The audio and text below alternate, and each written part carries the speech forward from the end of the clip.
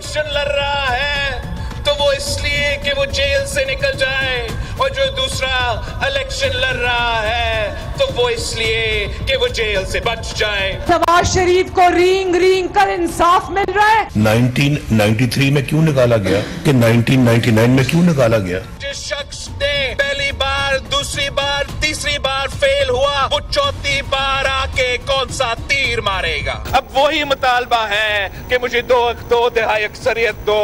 कारगिल में लड़ाई नहीं होनी चाहिए थी, इसलिए निकाल दिया। असेंबली तोड़ना गलत थी क्योंकि जमहूरियत में असेंबली नहीं तोड़ी जाती। अस्सलाम वालेकुम नाज़रीन, आप रूबरू प्रोग्राम देख रहे हैं और मैं हूं आपका मेज़बान शौकत पराचा। अभी तक तो चेयरमैन पीपल्स पार्टी बिलावर भुट्टो जरदारी ही इलेक्शन कैंपेन चला रहे हैं।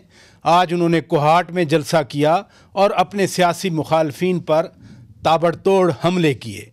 मरियम नवाज शरीफ साहिबा भी कल गुजरात में थीं और उन्होंने शिकवा किया कि मियां नवाज शरीफ को तो इंसाफ रींग रींग कर मिल रहा है। यकीनन 2017 में बहुत तेज़ी दिखाई गई थी। तो क्या मरियम नवाज शरीफ साहिबा का गिला शिकवा दुरुस्त है? इंसाफ तो सबको अब मिलना शुरू हो गया है। शहीद जुल्फ़कार अली भुट्टो की रूह को भी अब इंसाफ मिलेगा। अगले हफ्ते उस रेफरेंस की समाअत शुरू हो जाएगी जो साबिक सदर आसिफ अली जरदारी ने बतौर सदर पाकिस्तान दायर किया था।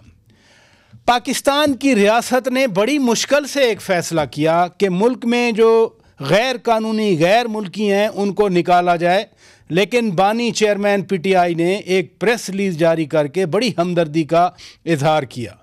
यानी ये कॉन्फ्रंटेशन की गेम अभी ऑन है। गेम तो वैसे भी ऑन है क्योंकि $1 मिलियन करप्शन स्कैंडल में उस वक्त की काबीना के अरकान अब सामने आकर बड़े बड़े इंकशाफात कर रहे हैं। क्या इस केस में भी इंसाफ मिलेगा? हम अहम मुल्की मामलात पर बात करेंगे। इलेक्शन आ रहे हैं, इलेक्शन 8 फरवरी को होने हैं।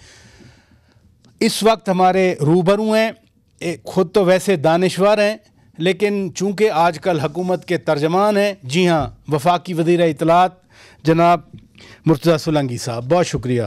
आप बहुत मसरूफ़ हैं, आपने वक्त दिया। पहले तो ज़रा गिले शिकवे की बात कर लें। मरियम नवाज़ शरीफ साहिबा कह रही हैं, शिकवा कर रही हैं कि मियां नवाज़ शरीफ को रींग रींग कर इंसाफ मिल रहा है। ऐसा क्यों हो रहा है? मेरे ख़्याल में आपने जो शिकवे शिकायतों का जो ज़िक्र किया उसमें आपने बिलावल भुट्टो जरदारी के तबसरे भी आपने सुनवाए, आपने मरियम की बात भी की। ये एक दूसरे पर जो इल्ज़ामात की बारिश कर रहे हैं या अपनी जो भी तावीलें दे रहे हैं, मैं उस पर तबसरा नहीं करना चाहूँगा, लेकिन ये इस बात का सबूत है कि इलेक्शन हो रहे हैं। वो चीज़ जिस पर लोगों ने बहुत सारे सवालिया निशान लगाए हुए थे इधर से उधर से कि नहीं जी वो फ़लाँ हो गया तो नहीं हो रहा है, तो फ़लाँ नहीं हो रहा।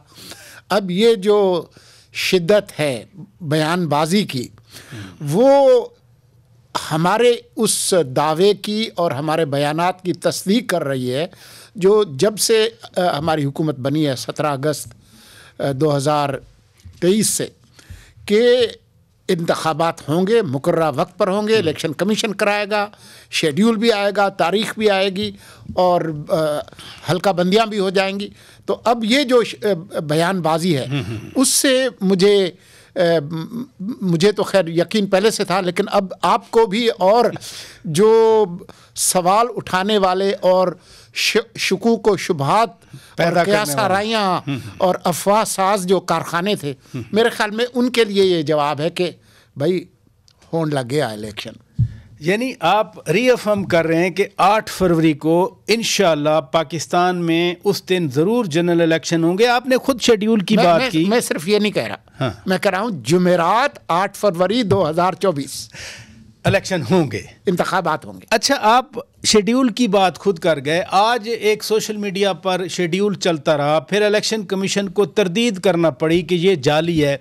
तो असली शेड्यूल दे दें फिर, ताकि ये इस तरह के शकूक व शुबहात भी ख़त्म हो जाएं। देखें, असली शेड्यूल देने वाला जो इदारा है उसका नाम भी इलेक्शन कमीशन ऑफ पाकिस्तान है और आइन और कानून के तहत उन्होंने 54 दिन इंतखाबी मुहिम के लिए देने हैं اگر آپ 8 فروری سے پیچھے 54 دن تو وہ 16 دسمبر سے شروع ہوتے ہیں. ٹھیک ہے. تو 16 دسمبر میں ابھی دن پڑے ہیں, اس سے پہلے کسی دن وہ دے دیں گے. ایسی کیا پریشانی ہے؟ پہلے پریشانی تھی تاریخ نہیں دے رہے, ضرور ان کے نیت میں کوئی وہ فطور ہے. وہ آ گئی نا تاریخ آ گئی. شیڈیول بھی آپ کہہ رہے ہیں 15 یعنی 16 آخری دن ہے تو 15 کو آ جائے گا, 14 کو آ جائے گا, 14-15 کو شیڈیول آ جائے گا. میں یہ نہیں کہہ رہا کہ 14 یا 15, میں صرف یہ کہہ رہا ہوں کہ 16 سے پہلے آ جائے گا. 16 سے پہلے آ جائے گا. چلیں, آپ نے ایک تو ڈیڈ لائن دے دی, لیکن ایک تاثر یہ ہے کہ جب تک میاں نواز شریف کا العزیزیہ والا کیس ان کو بریت نہیں ملتی, شاید اس وجہ سے ڈیلے ہو رہا ہے. یہ میں چونکہ لوگ سوچتے ہیں, بات کرتے ہیں, میں چونکہ آپ ترجمان ہیں حکومت کے, میں اس لیے آپ کے سامنے رکھ رہا ہوں. جو لوگ یہ اس طرح کی بات کرتے ہیں وہ در حقیقت پاکستان کے عدالتی نظام پر سوال اٹھا رہے ہیں. وہ یہ کہنا چاہ رہے ہیں کہ جو عدالتیں ہیں وہ کوئی فکس میچ ہو رہا ہے اور یہ سارا جو ہے وہ ڈرامہ ہو رہا ہے. میں سمجھتا ہوں کہ یہ زیادتی ہے. انہی عدالتوں نے سب کو انصاف دیا ہے, بشمول ان کو جو بہت زیادہ بڑھ چڑھ کے جو ہے وہ عدالتی نظام پر سوال اٹھا رہے ہیں. تو میں سمجھتا ہوں کہ یہ زیادتی ہے. یہ آپ کن کی بات کر رہے ہیں؟ کون سوال اٹھا رہے ہیں؟ کافی لوگ سوال اٹھا رہے ہیں. فار ایگزامپل ہر جماعت کی طرف سے بشمول پی ٹی آئی سے اچھا اس طرح کے سوالات اٹھائے گئے ہیں. تو میں سمجھتا ہوں کہ یہ زیادتی ہے. میرے خیال میں اس طرح کی بات کرنا مناسب نہیں ہے. میاں نواز شریف, ہم مریم نواز شریف صاحبہ سے بات شروع کی. میاں نواز شریف بھی کہہ رہے ہیں کہ 7 سال بعد ان کو انصاف مل رہا ہے, لیکن وہ کہہ رہے ہیں کہ اتنا کافی نہیں ہے. 2017 میں جنہوں نے زیادتی کی ان کا احتساب ہو. چونکہ آپ حکومت میں ہیں, ڈاکیومنٹس آپ کے پاس ہیں, ریکارڈ آپ کے پاس ہے, پروسیکیوشن کا محکمہ حکومت کے انڈر ہوتا ہے, تو احتساب ہوگا ان کا. دیکھیں, احتساب تو سب کا ہوتا ہے اور ہونا چاہیے, لیکن یہ جو شکایت وہ جس کا آپ نے ذکر کیا کہ 7 سال یا جتنے بھی سال ہیں, آپ نے اپنے ابتدائیے میں ذوالفقار علی بھٹو کا نام بھی لیا. ان کو انصاف نہیں ملا. اس کی شکایت کب سے ہے؟ خود زرداری صاحب نے یہ صدارتی ریفرنس 2012 میں داخل کیا تھا. تو آج ہم 2023 میں کھڑے ہیں. تو بہرحال میرے خیال میں انصاف ملے گا اور سب کو ہی ملے گا. میاں نواز شریف کے حوالے سے بلاول بھٹو زرداری کہہ رہے ہیں کہ وہ اب 2/3 پھر مانگ رہے ہیں.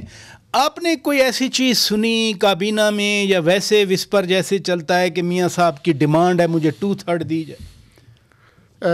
جی, میں نے اس طرح کی کوئی بات نہیں سنی سوائے اس بیان کے جس کا بھی آپ نے ذکر کیا. تو یہ اس کی بنیاد کیا ہے وہ وہی بتا سکتے ہیں, لیکن میرے خیال میں یہ اس کا اظہار ہے کہ الیکشن ہونے والے ہیں, تو اس میں پھر اگر آپ نے کسی کے خلاف الیکشن لڑنا ہے تو پھر آپ نے کوئی نہ کوئی بیانیہ تو دینا ہوتا ہے. لیکن وہ تو یہ بھی کہہ رہے ہیں کہ جو 3 بار ناکام ہوئے وہ 4تھی بار کیا تیر مار لیں گے.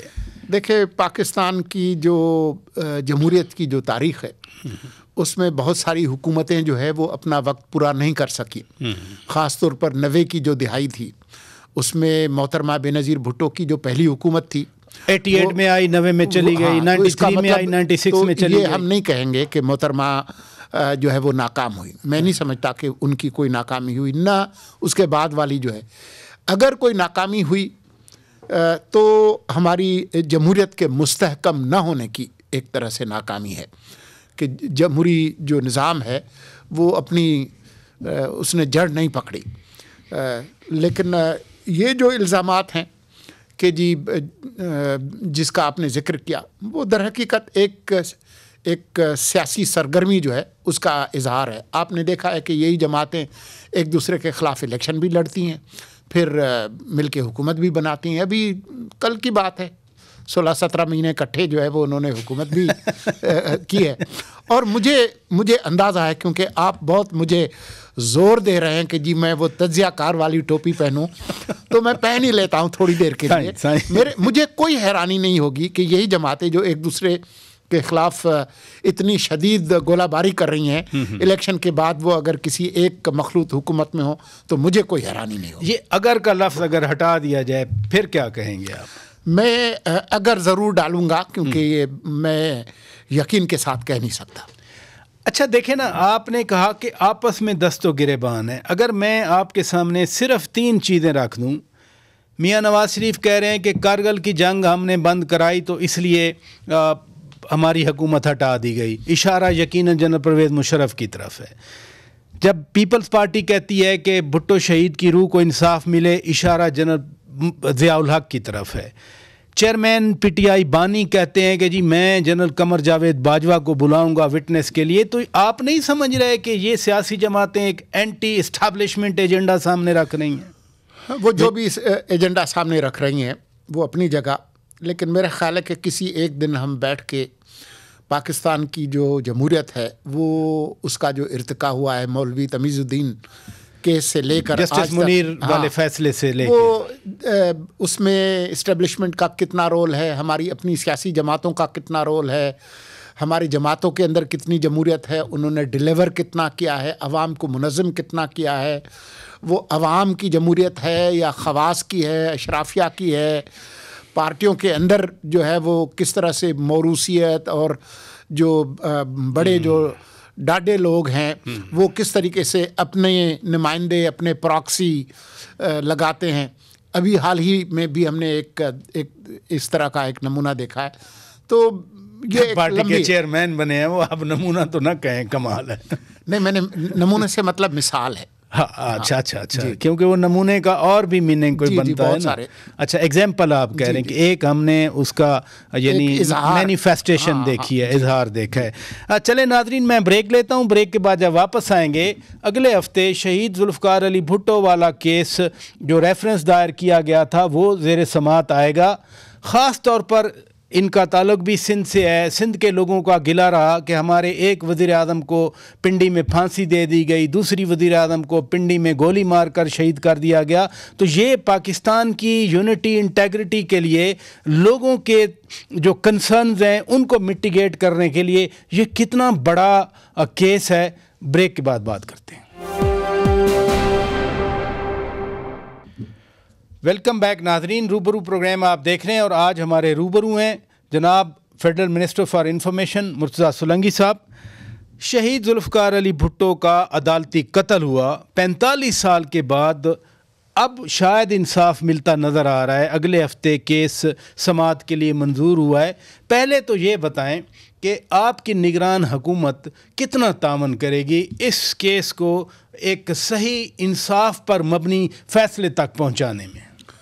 ہماری حکومت سے جو کچھ بھی مانگا جائے گا، جس طرح کا بھی تعاون سپریم کورٹ ہم سے مانگے گی، عدالت عظمیٰ، وہ ہم ان کو فراہم کریں گے۔ فار ایگزامپل آپ کے ذہن میں کیا آتا ہے؟ مثلا میں کہوں کہ جنرل ایف اے چشتی صاحب تو ابھی زندہ ہیں، پھر آپ کے ماتحت وزارت دفاع ان کو اجازت دے گی اگر بلایا جاتا ہے تو؟ دیکھیں، جو کچھ سپریم کورٹ کہے گی اس پر عمل ہوگا۔ ہم پابند ہیں سپریم کورٹ کے احکامات کی پر عمل کرنے کے۔ ایک جو جنرل پرسیپشن ہے کہ جی وہ ہنری کسنجر نے دھمکی دی تھی، کوئی اس وقت پلان بنا تھا، ہنری کسنجر ابھی چند دن پہلے ان کا بھی انتقال ہوا، تو there must be record, official record in the foreign ministry, وہ بھی پرووائڈ کرے گی حکومت؟ جیسا کہ میں نے کہا، جو کچھ ہمارے پاس ہے، جو بھی ایویڈنس ہے، جو معلومات ہمارے ریکارڈ میں ہے، وہ مکمل جو جسٹس ہے، جو سپریم کورٹ کا اختیار ہے، وہ فراہم کرنا ہماری ذمہ داری ہے۔ ہمارے پاس یہ آپشن نہیں ہے کہ ہم تعاون کریں یا نہ کریں، یعنی ضرور تعاون کیا جائے، یقیناً کریں گے جو کچھ بھی ہمارے پاس ہے۔ اور اس کا اور اینگل بنتا ہے، جنہوں نے فیصلہ دیا انہوں نے خود آ کے کنفیشن کیا کہ جی ہمارے اوپر بڑا پریشر تھا، ضیاء الحق کا نام لیا گیا، ہمارے اوپر بڑا پریشر تھا۔ تو یہ تو ایک اوپن اینڈ شٹ کیس ہے۔ دیکھیں، کیونکہ ایک صدارتی ریفرنس دائر ہوا اور اب اس کی اتنے عرصے کے بعد 4 دہائیوں سے بھی زیادہ اس پر کوئی لوگ مطالبہ کرتے رہے ہیں، اور ابھی بھی آپ دیکھیں 2012 اور 2023 میں ہیں صدارتی ریفرنس بھی۔ تو اب کیونکہ عدالت نے ایک یہ کیس لے ہی لیا ہے، تو میں اس کو پری جج نہیں کرنا چاہوں گا۔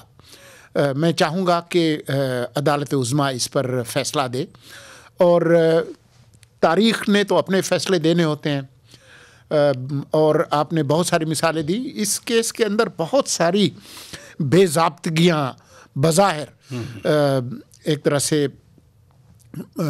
نظر آتی ہیں، پرائما فیسی نظر آتی ہیں۔ صرف یہی حقیقت کہ جو ایک عدالتی پروسیس جس طریقے سے ان کو انصاف ملنا تھا کہ یہ کیس براہ راست ہائی کورٹ میں ڈالا گیا تاکہ وہ ایک سٹیج جو ہے وہ اپیلیٹ فورم جو ہے وہ اس کو بائی پاس کیا جائے۔ یہ سیشن کورٹس کا کیس تھا، وہ ڈائریکٹلی، اور وہ ایک ایسا جج صاحب جس کے بارے میں یہ بہت ویل اسٹیبلشڈ ہے کہ ان کا ایک ذاتی ایک بغض تھا ذوالفقار علی بھٹو کے ساتھ، اور پھر جو ان کا رویہ تھا، مشتاق کی بات کر رہا ہوں، اور جس طریقے کا رویہ ان کے ساتھ عدالت کے کٹہرے میں روا رکھا گیا، وہ ایک ریکارڈ ہے تاریخ کا۔ جو جسٹس نسیم حسن شاہ نے کہا وہ تو اپنے طور پر ہے، اور جس طریقے کا ایک سپلٹ تقسیم فیصلہ آیا اور اس پہ جو میکسیمم پینشمنٹ جو ہے وہ دی گئی، وہ ایک الگ کہانی ہے۔ لیکن شروع سے ہی جس طریقے سے یہ کیس پروسیڈ ہوا، اس میں بظاہر بہت ساری بے قاعدگیاں نظر آتی ہیں، لیکن اب عدالت نے اس کو ٹیک اپ کر ہی لیا ہے، تو میرے خیال میں ظاہر ہے ہم ذوالفقار علی بھٹو کو دوبارہ قبر سے باہر تو نہیں لا سکتے، لیکن کم از کم تاریخ کے اندر یہ بات ثابت ہو جائے گی کہ کس کا کیا رول تھا۔ آپ نے دانشوری کی ٹوپی بھی رکھی ہوئی ہے جیب میں، وہ اگر لگائیں تو ہم کیا توقع کریں جنرل فیض علی چشتی صاحب سے؟ احمد رضا قصوری صاحب بھی ابھی حیات ہیں، وہ بھی کچھ بتا سکتے ہیں؟ کیا توقع ہونی چاہیے اگر واقعی تاریخ میں سچ سامنے آنا ہے تو؟ میرے خیال میں وہ عربی میں ہے نا کہ کل شیء یرجع الی اصلہ، ہر چیز اپنی اصلیت کو لوٹتی ہے۔ تو چشتی صاحب نے بھی اور قصوری صاحب نے بھی اور پراچا صاحب نے بھی، میں نے بھی، سب نے اس طرف لوٹنا ہے جہاں سے ہم آئے ہیں، جان اللہ کو دینی ہے۔ ہاں، تو اس حوالے سے میں سمجھتا ہوں کہ یہ تاریخ کا قرض ہے، یہ تاریخ کا قرض ہے کہ تمام لوگ سچ بولیں اور بتائیں کہ کیا ہوا تھا۔ میں یہ نہیں کہتا کہ بھٹو صاحب فرشتے تھے، وہ انسان تھے آپ کی طرح، میری طرح سے، اور ہر انسان سے خطا ہوئی ہے، غلطیاں ہوئی ہیں، لیکن وہ سندھی میں ہمارے ہاں کہتے ہیں کہ جیڑا اٹھ تیڑا لوڈا، اونٹ جتنے بڑے ہوتے ہیں ان کے جھٹکے بھی اتنے بڑے ہوتے ہیں۔ بڑے انسانوں کے کام بھی بہت اچھے ہوتے ہیں، ان کی غلطیاں بھی بہت بڑی ہوتی ہیں۔ تو یہ تاریخ کا ایک سبق ہے۔ میری تو امید یہ ہے کہ تمام لوگ جن کو بھی عدالت بلائے گی وہ سچ بولیں گے۔ وہ کہتے ہیں نا انگریزی میں کہ the truth shall set you free، سچ ہی ہم سب لوگوں کو آزاد کرے گا۔ آپ نے سندھی کی ایگزامپل دی۔ سندھ میں ایک گریونس پایا جاتا ہے، ایک شکایت پائی جاتی ہے کہ ہمارا ایک وزیر اعظم پھانسی پہ چڑھا دیا گیا پنڈی میں، دوسری وزیر اعظم کو پنڈی میں لیاقت باغ کے باہر سر عام گولیاں ماری گئیں۔ ویسے تو جنیجو صاحب کو بھی ان سیریمونیسلی ہٹا دیا گیا تھا، لیکن کم از کم وہ زندہ تو رہے بعد میں۔ تو سندھ کے لوگ جو اتنا 40 سال سے اس کرب میں یا اس شکوے کے ساتھ رہ رہے ہیں، ایک بڑا فیڈریٹنگ یونٹ پنجاب کے بعد 7 کروڑ کی آبادی، ابھی 7 کروڑ سے کچھ زیادہ آبادی آئی، کیا میسج جائے گا جب انصاف ملے گا ذوالفقار علی بھٹو شہید کی روح کو؟ دیکھیں، انصاف سب کو ملنا چاہیے، صرف سندھ کے لوگوں کو نہیں، سندھ کے لوگوں کو تو ملنا ہی چاہیے، لیکن باقی لوگوں کو بھی ملنا چاہیے۔ اور یہ ایک حقیقت ہے کہ جو حکومتیں برطرف ہوئی ہیں وہ صرف پیپلز پارٹی کی نہیں ہوئیں۔ میاں صاحب کی 3 دفعہ حکومت گئی ہے، 2 دفعہ تو براہ راست، ایک دفعہ وہ جس کو آپ لوگ 58-2B کہتے تھے، اس میں ان کو 93 ہاں، پھر سپریم کورٹ نے ریسٹور کیا، جی پھر اسحاق خان اور نواز شریف دونوں چلے گئے، پھر 99 میں 12 اکتوبر 99 تو اس طرح کی جو باتیں تو ہوئی ہیں، لیکن امید یہی ہے کہ تاریخ جو ہے وہ اپنا راستہ نکالے گی. آپ کی بات بجا، بٹ یہ شکوہ ہے کہ پنجاب کا وزیر اعظم ہو تو پھر وہ یا تو باہر بھیج دیا جاتا ہے یا باہر چلا جاتا ہے جلا وطنی کے بعد آ کر پھر وہ وزیر اعظم بن جاتا ہے. جب سندھ کے وزیر اعظم کی بات ہو تو وہ پھانسی چڑھ جاتا ہے یا گولیوں کا شکار ہو جاتا ہے. ایک اور سابق وزیر اعظم ہیں، وہ بھی پنجاب سے ہیں اور وہ باقاعدہ حیات ہیں اور جو ضروریات زندگی ہے وہ ان کو مل رہی ہیں. تو میرے خیال میں ہم گریجویٹ کر گئے ہیں اس دور سے جس میں کہ لوگوں کی جان جاتی تھی. اور وزیر اعظم جو دیسی مرغ کھا رہے ہیں ان کی بات کر رہے ہیں. میں انہی کی بات کر رہا ہوں. لیکن پھانسی تو نہیں ملی. اتنا بڑا 9 مئی کا کیس ہو گیا. 9 مئی کے عدالت نے فیصلہ دیا کہ ملٹری کورٹ میں کیس ٹرائی بھی نہیں ہو سکتا. میرے خیال میں اب ہم اس دور سے نکل آئے ہیں. تو ہم کس دور میں داخل ہو گئے؟ میرے خیال میں وہ دور نہیں ہے جس میں جلاوطنی اور قتل اور اس طرح کی چیزیں ہوتی تھی. اب ہم اس سے کافی آگے آ گئے ہیں، بہتر دور میں. نہیں، جب یہ کہا جائے کہ دیسی مرغ دیں وہ مل رہا ہے. خود کہا کرتے تھے کہ ایک قیدی کو اگر سہولت ملتی ہے تو سب کو سہولت ملے. پھر آپ کی سرکار، محسن نقوی صاحب کی سرکار، سب کو دیسی گھی میں بھنا دیسی مرغ دے دیں نا، پھر تو برابر کر دیں. دیکھیں کچھ چیزیں ہیں جو زمینی حقائق ہیں. اگر ملک کے سابق وزیر اعظم ہیں اور ان کے پیچھے لاکھوں لوگ ہیں تو خود جو جیل مینول ہے اس میں آپ کو کچھ سہولتیں زیادہ ملتی ہیں. اب میں مرغ اور دوسری چیزوں کی تفصیل میں نہیں جاؤں گا، لیکن ایک ترجیحی ایک سلوک ملتا ہے اور وہ آپ کے قانون میں ہے، مجبوری ہے. وہ قانون ابھی تک ختم نہیں ہوا. یہ A کلاس B کلاس یہ آپ کے قانون کا حصہ ہے، جیل مینول کے اندر ہے. تو اب اس کو جب تک وہ ختم نہیں کرتے تب تک تو یہ رہے گا. چلیں، آپ قانون کی بات کر رہے ہیں. اچھی بات ہے کہ آپ کی حکومت جو قانون میں ہے وہ اس کے مطابق ایکٹ کر رہی ہے. امریکہ میں کھڑے ہو کے یہ نہیں کہا جا رہا کہ جی اے سی اترواؤں گا واپس جا کر. آپ نے بانی چیئرمین پی ٹی آئی کی بات کی. میں ایک سوال چھوڑتا ہوں، بریک لینی ہے. سوال یہ ہے کہ پاکستان کی سرکار نے 1980 کے بعد اب آ کے پہلی بار ریاست نے فیصلہ کیا کہ جو غیر ملکی غیر قانونی طور پر یہاں مقیم ہیں ان کو نکال دیا جائے. لیکن جناب چیئرمین پی ٹی آئی بانی جو ہیں انہوں نے ایک پریس ریلیز نکال دیا ان کے ساتھ ہمدردی کے لیے. تو کیا یہ اب گیم آن رہے گی کہ ریاست کو ہیڈ آن کولیجن لینا ہے؟ بریک کے بعد ناظرین بات کرتے ہیں. Stay with us. Welcome back ناظرین. آج ہمارے روبرو ہیں فیڈرل انفارمیشن منسٹر جناب مرتضیٰ سولنگی صاحب. سولنگی صاحب، بڑا مطالبہ تھا پاکستان میں کہ جو غیر ملکی غیر قانونی طور پر مقیم ہیں، سوشل فیبرک انہوں نے تباہ کیا، ملیٹنسی بڑھی، یعنی جتنے دہشت گرد حملے ہوتے ہیں اس میں یہ غیر قانونی لوگ میجورٹی ان کی 23 میں سے 17 یہ لوگ پائے گئے.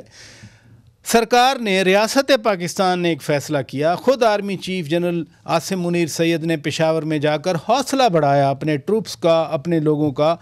پھر اسی رات ایک پریس ریلیز آ گئی بانی چیئرمین پی ٹی آئی کی طرف سے. وہ ہمدردی کا اظہار کر رہے ہیں ان لوگوں کے ساتھ جن کے خلاف یہ پلان بنا. تو یہ ہیڈ آف کولیجن چلتا ہے یا کوئی ہمدردی کی کوئی خاص وجہ ہے؟ ان کا بیان آیا ٹویٹر پہ. جی پریس ریلیز تھا. ہاں وہ، لیکن وہ ان کا جو ٹویٹ ہے اس کے اندر تھا. اور آپ کو بھی پتہ ہے، مجھے بھی پتہ ہے کہ وہاں پر ان کو انٹرنیٹ کی سہولت فراہم نہیں کی گئی، نہ یہ جیل مینول کے اندر اس طرح کی کوئی چیز ہے. تو اس دن بھی میں نے کہا کہ مجھے نہیں معلوم کہ یہ ٹویٹ انہوں نے فرمائی ہے یا ان کے موکلوں نے کی ہے، یہ میرے علم میں نہیں ہے. لیکن کیونکہ اب یہ پبلک ریکارڈ کا حصہ ہو گئی ہے اور یہ میڈیا کی زینت بھی بنی ہے تو ظاہر ہے پھر اس پہ کچھ نہ کچھ بات تو کرنی پڑے گی.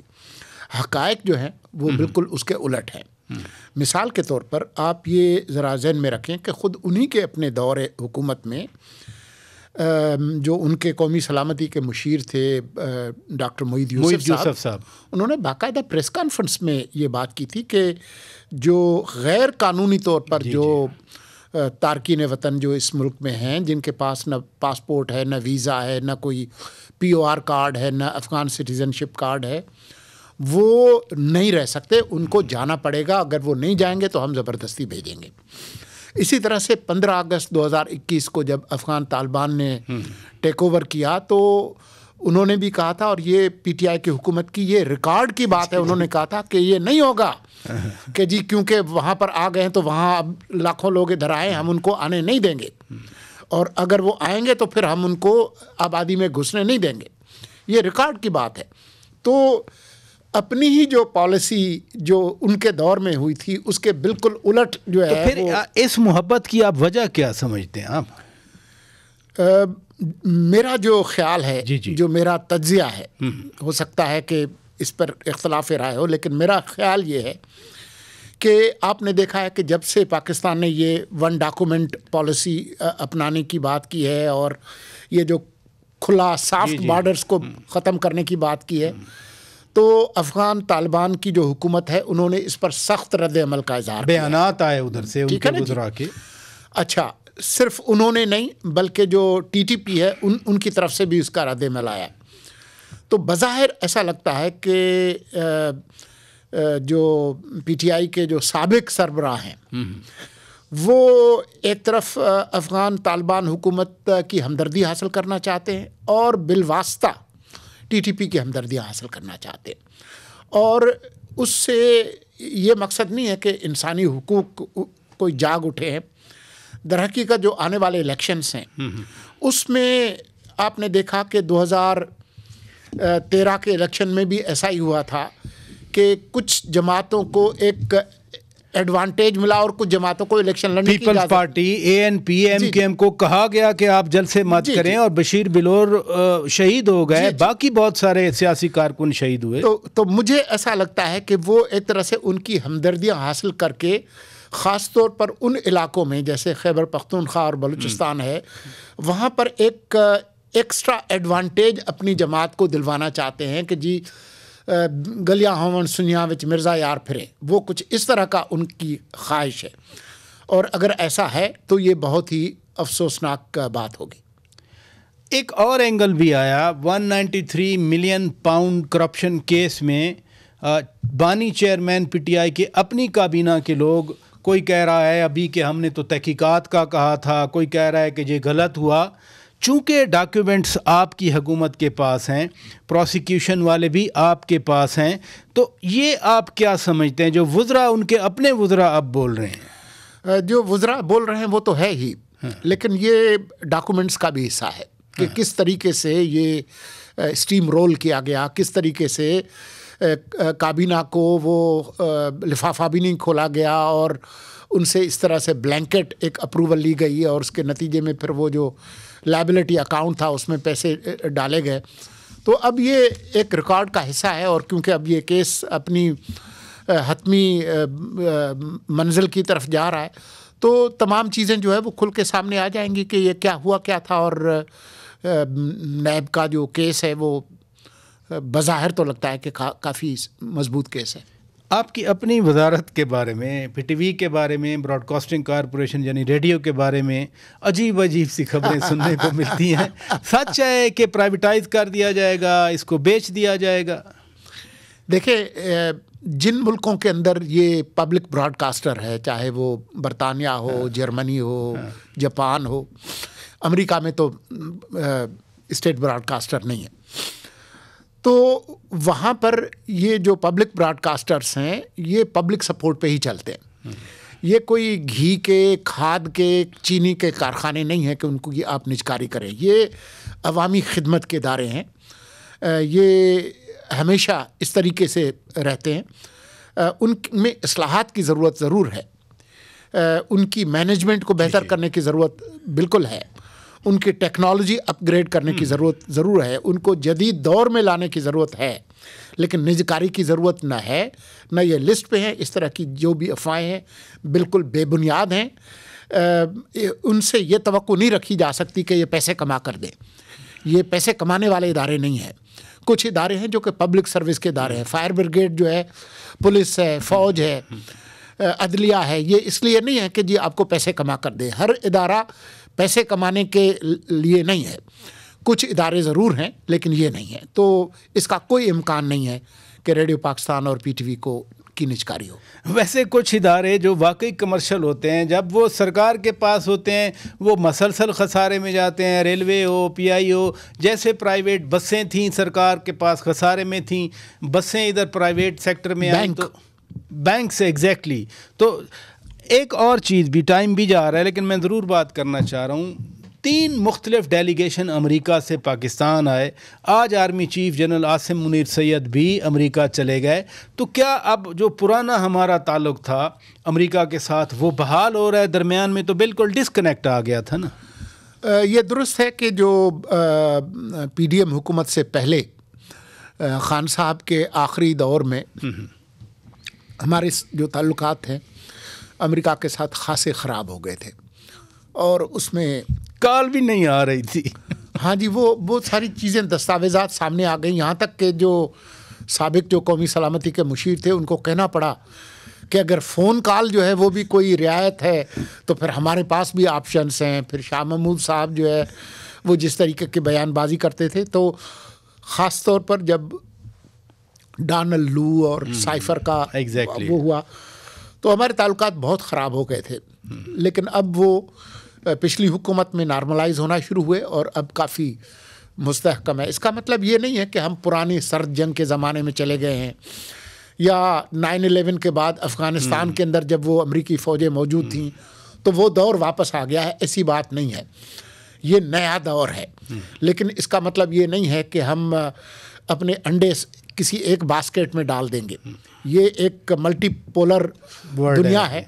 तो हमने अमेरिका के साथ, यूरोप के साथ ताल्लुकात भी बरकरार रखने हैं, खलीजी ममालिक के साथ भी रखने हैं, और जो रिवायती हमारा जो इत्तेहादी है और स्ट्रेटेजिक जो पार्टनर है चीन वो भी न सिर्फ बरकरार रहेंगे बल्कि मजबूत होंगे। ये नहीं होगा कि हम अमेरिका का दौरा करें तो हमारे चीन के ताल्लुकात ख़राब हो जाएंगे या उसकी कीमत पर होंगी, ये डिहाइफिनेटेड होंगे। जैसे कायद आज़म ने भी फरमाया था कि सबके साथ दोस्ती रखनी है। बहुत शुक्रिया जनाब वज़ीर इत्तलात मुर्तज़ा सोलंकी साहब, आप तशरीफ़ ले आए। नाज़रीन, सर्टन गवर्नमेंट पॉलिसीज़ के हवाले से हमने कोशिश की कि हुकूमत का नुक्ता नज़र आपके सामने लाया जाए। बिल्कुल वाज़े तौर पर वज़ीर इत्तलात जो हुकूमत के तर्जमान हैं उन्होंने वाज़े तौर पर कह दिया कि इलेक्शन इंशाअल्लाह जुमेरात 8 फरवरी 2024 को ही होंगे। अपने मेज़बान शौकत पराचा को इजाज़त दीजिए। खुदा हाफिज़।